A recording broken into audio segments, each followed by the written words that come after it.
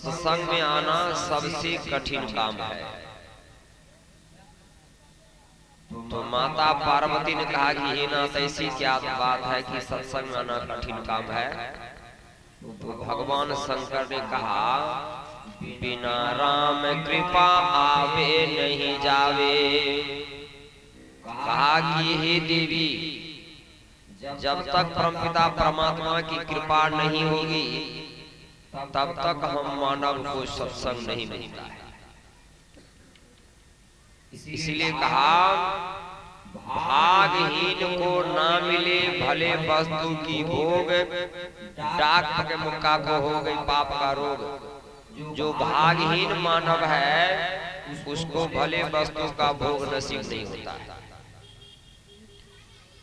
गोस्वामी तुलसीदास जी महाराज कहते, सुत विद्यारा को लक्ष्मी पापी के भी घर होए, संत समागम हरि कथा दुर्लभ तुलसी दोए। यह दो चीज पुण्यवान के यहाँ ही मिलता है। धनवान है, पदवान है, लेकिन वह अगर यदि पुण्यवान नहीं है तो ये दो चीज नसीब नहीं होता। इसीलिए भगवान शंकर ने कहा, अति हरि कृपा जाहि पर होई, पाँव देई यही मार्ग सोई। भगवान शंकर ने कहा कि जिस नगर के ऊपर, जिस धरती के ऊपर, जिस वंश के ऊपर, जिस मानव के ऊपर परमपिता परमात्मा की अति विशेष कृपा होती है, उसी मानव को यह सत्संग मिलता है। और सत्संग कहाँ ले जाता है?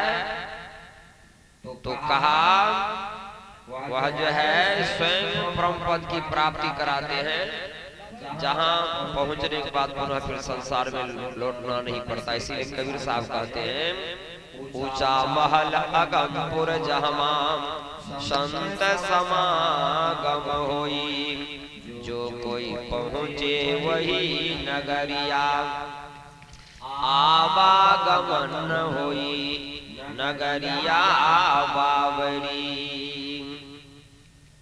अभी आप लोग सदग्रंथ से पाठ श्रवण कर रहे थे गुरु की महत्ता पर। एक बार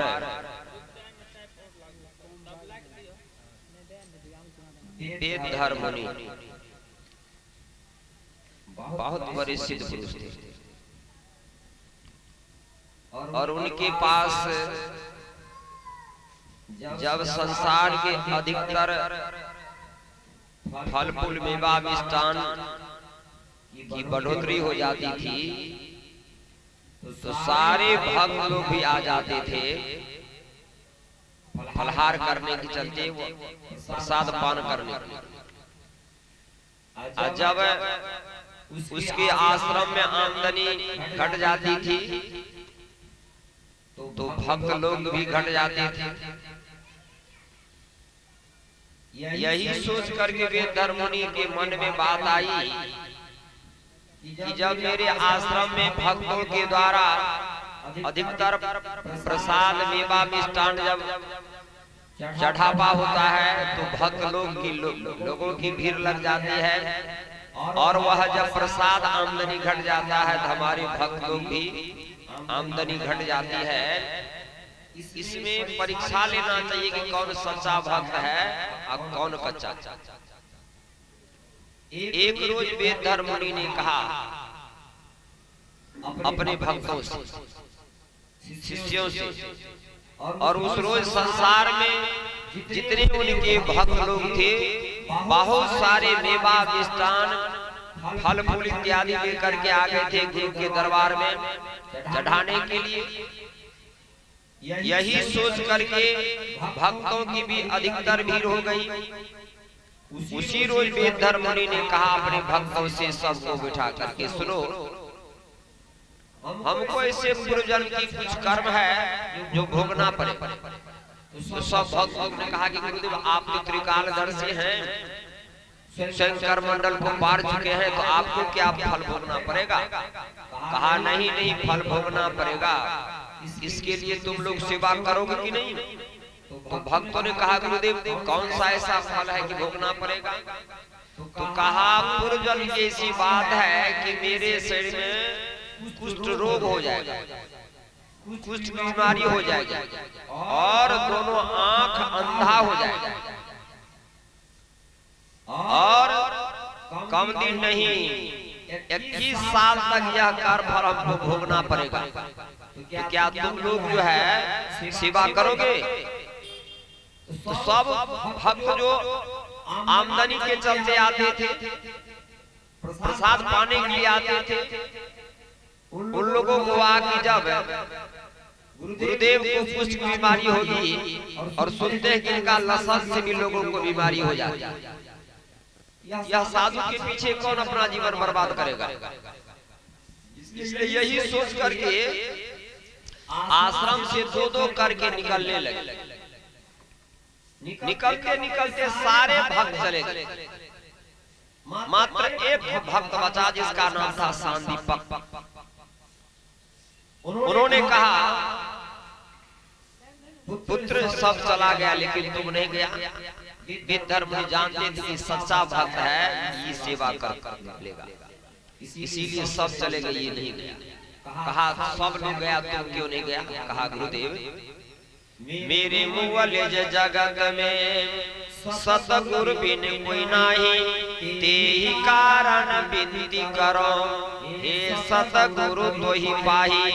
कहा गुरुदेव 3 लोक 9 खंड में आपके चढ़ के सिवा तो कोई अवलंब है ही नहीं, हम कहाँ जाएंगे, क्या करेंगे? तो विद्याधर मुनि ने कहा कि जब तुम नहीं जाओगे तो क्या तुम सेवा करोगे? शिष्य ने कहा कि गुरुदेव मैं प्रतिज्ञा तो नहीं करूंगा लेकिन प्रयास करूंगा कि गुरु सेवा सर्वोपरि सेवा। इसीलिए हमारे लक्ष्मीनाथ गोसाई ने कहा कि प्रथम देव गुरु देव जगत में और न दूजो देवा, गुरु पूजे सब देवन पूजे, गुरु सेवा सब सेवा। और हमारे आराध्य देव महर्षि में ब्रह्म जी महाराज कहते हैं देवी देव समस्त पूर्ण ब्रह्म प्रभु, गुरु में करे निवास कहते हैं संत सबू।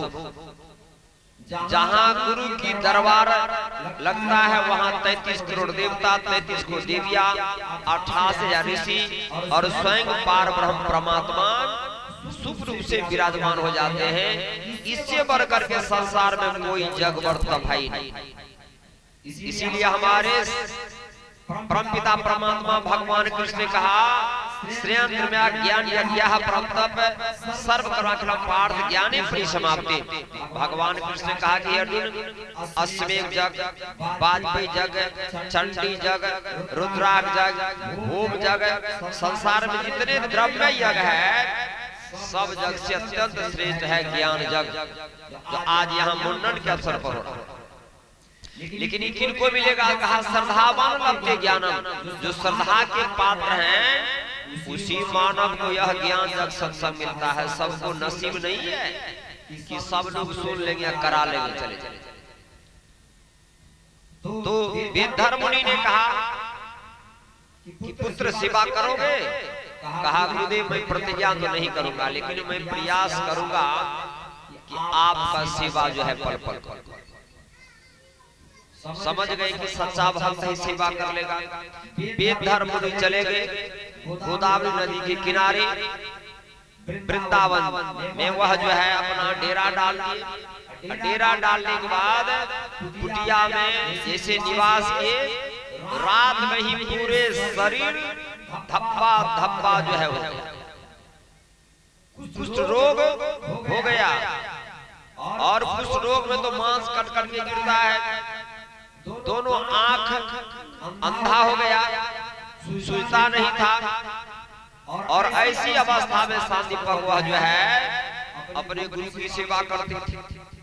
और गुरु कैसे हो गए कि बात बात में गाली बकते थे, बात बात में मार बैठते थे, कभी लाठी से, कभी करची से, कभी लात से ही प्रहार करते थे।